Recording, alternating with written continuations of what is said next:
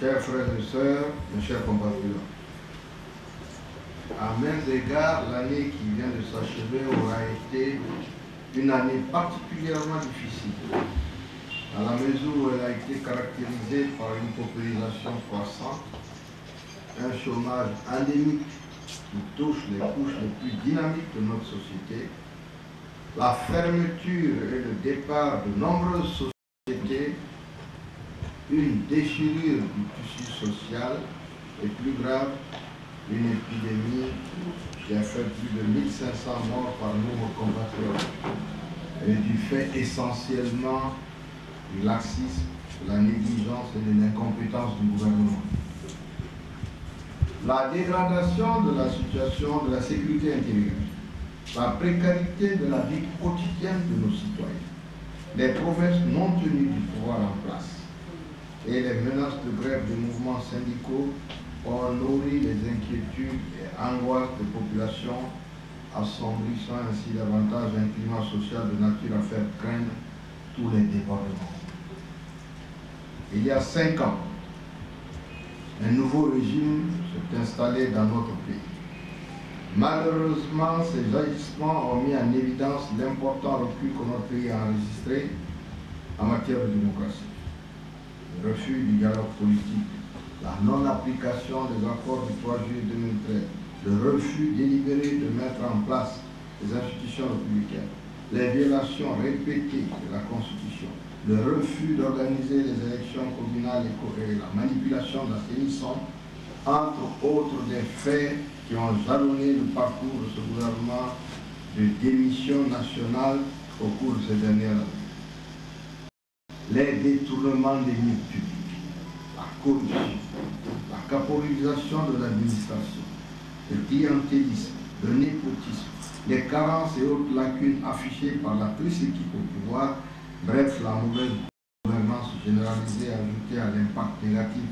de l'épidémie Ebola, a davantage renforcé notre pays dans les abysses de la misère. En dépit de ce tableau, nous ne devons pas baisser les bras, car le mieux-être de la Guinée et des Guinéens est le fondement de notre combat. La lutte pour l'enracinement de la démocratie et la promotion d'une société de progrès ne rime pas avec le découragement et la résignation. C'est pourquoi, dans ce contexte particulièrement difficile, notre conviction résolue en l'avènement proche des valeurs que nous défendons est restée inébranlable. Nous avons, tout au long de l'année 2014, sensibilisé et mobilisé nos compatriotes pour leur faire partager l'espoir qui ne cessera jamais de nous habiter en un avenir radieux pour tous les Guinéens. Je souhaite vivement que l'année 2015 soit celle du renouveau du régime, du renouveau dans notre pays, l'année qui nous permettra de chasser le régime incompétent et impopulaire d'Alpha Condé et de nous atteler résolument à l'immense œuvre de redressement de notre pays qui nous interpelle en nous armant des valeurs du travail bien fait, de la nécessaire solidarité, d'entraide et de justice sociale. À cette fin, je vous invite à plus de vigilance et de détermination pour les élections 2015, car elles seront déterminantes pour l'avenir immédiat de la Guinée. Les enjeux étant d'une importance cruciale, nous devons barrer le chemin à la division, l'ethnostratégie,